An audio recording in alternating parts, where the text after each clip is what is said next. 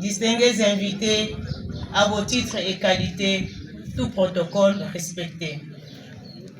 C'est pour moi un grand honneur de prendre parole en ces jours solennels de la clôture du mois des droits de la femme avec la structure de prise en charge et la prévention des violences basées sur le genre. Très chers membres de la coordination et distingués invités, c'est ici pour moi l'occasion de rendre un vibrant hommage au président de la République et chef de l'État Félix-Antoine Tshisekedi Tshilombo, champion de la masculinité positive, lui qui a honoré les femmes congolaises en nommant l'une d'entre elles comme Premier ministre et chef du gouvernement en la personne de Judith Suminwa Tuluka. Ceci témoigne à suffisance l'intérêt que les garants des bons fonctionnements des institutions de la République démocratique du Congo accordent à la femme congolaise. Qu'ils trouvent ici nos vifs et sincères remerciements. Je rends également mes hommages les plus déférents à la première dame de la province du Kasai oriental, son Excellence Julie Kalenka Bongo, pour son engagement dans la lutte contre toute forme de discrimination à l'endroit de la femme kassaïenne.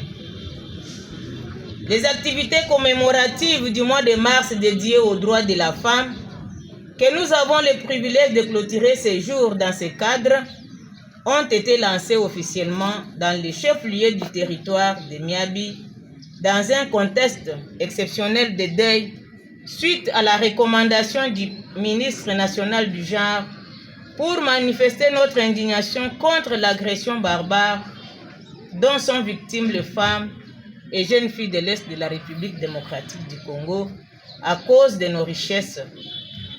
Je vous prie donc de vous lever pour observer une minute de silence en mémoire de nos compatriotes violés et tués par les terroristes du M23 soutenus par le Rwanda.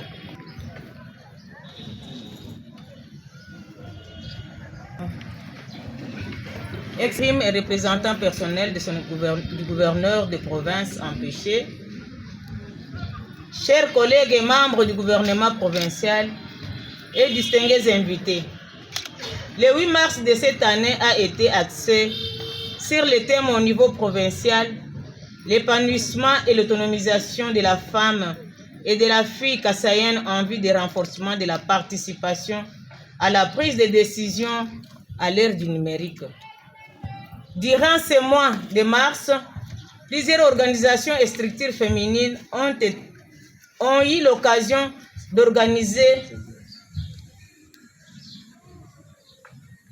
Durant ces mois de mars, plusieurs organisations et structures féminines ont eu l'occasion d'organiser des manifestations avec des différentes thématiques pour faire entendre leur voix auprès des décideurs qui sont nos partenaires hommes.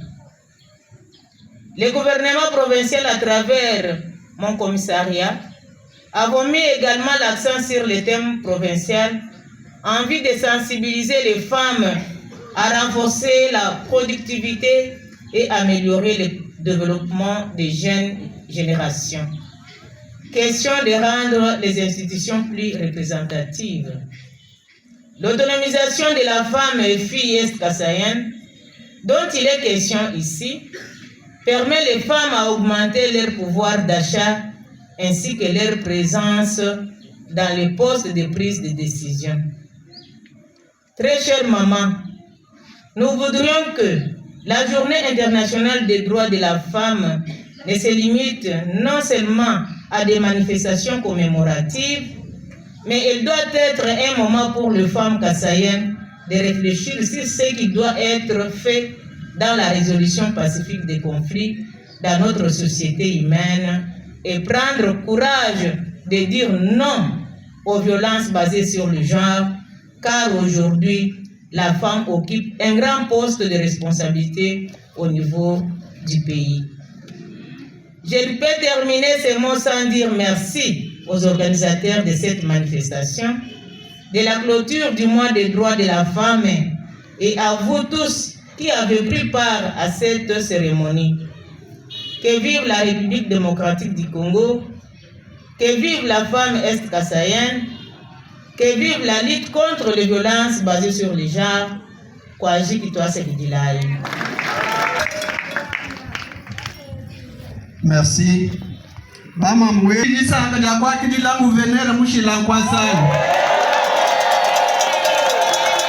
Excellence, avec votre autorisation, j'ai l'honneur de vous inviter.